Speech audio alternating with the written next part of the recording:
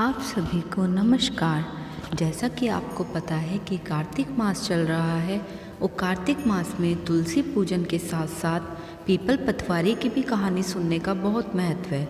तो आज मैं आपको पीपल पतवारी की कथा सुनाती हूँ। एक बुढ़िया थी, उसने अपनी बहू से कहा, तू दूध दही बेच के आ। वह बेचने गई तो रास्ते में औरतें पीपल पतवारी सींच रही थी। उनको सींचता देखकर बहू ने पूछा कि तुम ये क्या कर रही हो। औरतें बोली कि हम पीपल पतवारी सींच रही हैं, इससे अन्न और धन होता है, 12 वर्ष का बिछड़ा हुआ पति मिल जाता है। बहू बोली, ऐसी बात है तो तुम पानी से सींचती हो, मैं तो इसे दूध से सींचूंगी। गुजरी बहू रोजाना दूध दही बेचने नहीं जाती, वह रोजाना दूध को पीपल में और दही पतवारी में सींचती। साथ दूध दही का दाम मांगती तो वह कह देती, महीना पूरा हो जाने पर ला कर दूंगी। कार्तिक का महीना पूरा हो गया। पूर्णिमा के दिन बहू पीपल पतवारी के पास जाकर बैठ गई। पतवारी ने पूछा, तुम मेरे पास क्यों बैठ गई? बहू बोली कि सासू दूध दही का दाम मांगेगी। पीपल पतवारी बोली कि मेरे पास क्या दाम रखा है, यह भरा डिंडा पान पतूरा, इसको ले जा। बहू ने वही ले जाकर कोठरी में रख दिया और डर के मारे कपड़ा ओढ़कर सो गई।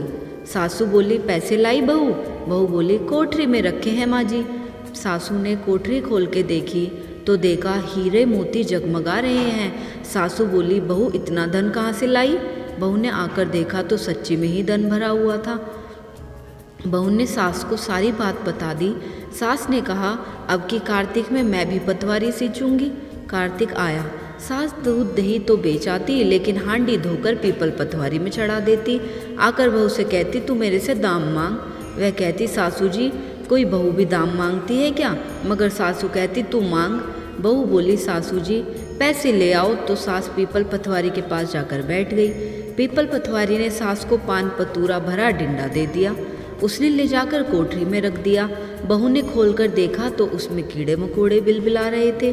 बहू ने कहा, सासू जी यह क्या है? सास ने आकर देखा तो बोलने लगी, पीपल पतवारी तो बड़ी दोगली पटपीटन है, इसको तो धन दिया और मुझे कीड़ा मकोड़ा दिया। तब सब बोलने लगे कि बहू तो सत की भूखी सींची थी, तुम धन की भूखी है पतवारी माता।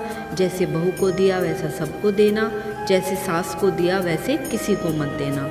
बोलो पतवारी माता की जय।